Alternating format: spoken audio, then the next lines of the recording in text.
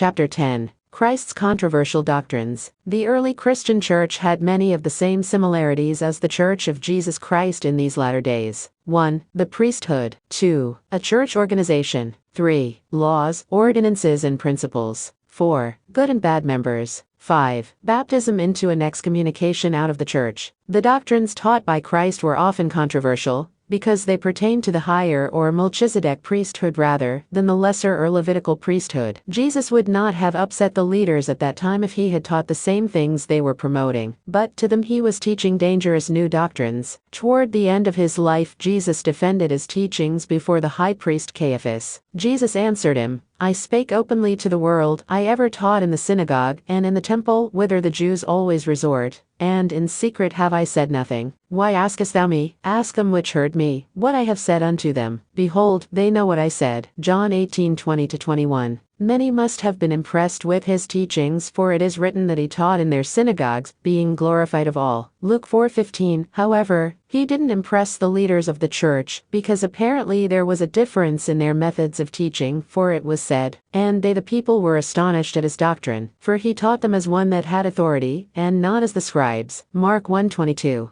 And they were all amazed insomuch that they questioned among themselves, saying, What thing is this? What new doctrine is this? Mark 1:27. But Jesus refused to take any credit for these things, and he responded, My doctrine is not mine, but is that sent me. John 7:16. Then he followed this with the admonition, If any man will do his will, he shall know of the doctrine, whether it be of God, or whether I speak of myself. John 7:17. The synagogue referred to here was one of the old Mosaic churches, organized at the time of Moses. They functioned under the authority of the Aaronic priesthood, because the people were not worthy of the high priesthood. Joseph Smith explained. Answer to the question, was the priesthood of Melchizedek taken away when Moses died? All priesthood is Melchizedek, but there are different portions or degrees of it. That portion which brought Moses to speak with God face to face was taken away, but that which brought the ministry of angels remained. TPJS, pages 180-181. Jesus was a rabbi in their church, but he was trying to teach principles of the higher priesthood. Those same principles had been rejected by the children of Israel under Moses, and once again they were rejected by the contemporary leaders of Christ. And he taught daily in the temple. But the chief priests and the scribes and the chief of the people sought to destroy him, and could not find what they might do, for all the people were very attentive to hear him. Luke 19:47-48. The following account describes more about the conflict and controversy. Nevertheless, among the chief rulers also many believed on him, but because of the Pharisees they did not confess him, lest they should be put out of the synagogue, for they loved the praise of men more than the praise of God. John 12:42-43. To recap, 1. Many of the chief rulers believed in Jesus. 2. But the Pharisees did not. 3. People dared not confess a belief in Jesus. 4. Because of their fear of being excommunicated. It is a strange paradox that the common people seem to have a better discernment of Christ and his teachings than did the church leaders who wanted him excommunicated and destroyed. Even though they could find no sin in him,